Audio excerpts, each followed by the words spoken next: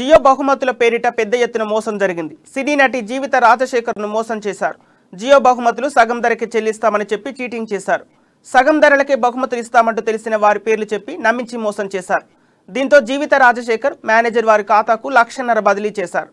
జియో బహుమతుల పేరిట డబ్బులు బదిలీ చేసిన తర్వాత ఫోన్ స్విచ్ ఆఫ్ రావడంతో అనుమానం వచ్చి వారు సైబర్ క్రైమ్ పోలీసులకు ఫిర్యాదు చేశారు. చెన్నైకి చెందిన నరేష్ ఈ మోసానికి పాల్పడినట్టుగా గుర్తించి అదుపులోకి తీసుకున్నారు. గతంలోనూ నరేష్ సినీ నటులతో పాటు ప్రొడ్యూసర్లను కూడా మోసం చేశారని పోలీసులు చెబుతున్నారు. ఇక్కడ మన సైబర్ క్రైమ్ పోలీస్ స్టేషన్లో 15 డేస్ క్రితం జీవిత రాజశేఖర్ రెడ్డి గారు ఒక కంప్లైంట్ ఇచ్చినారు.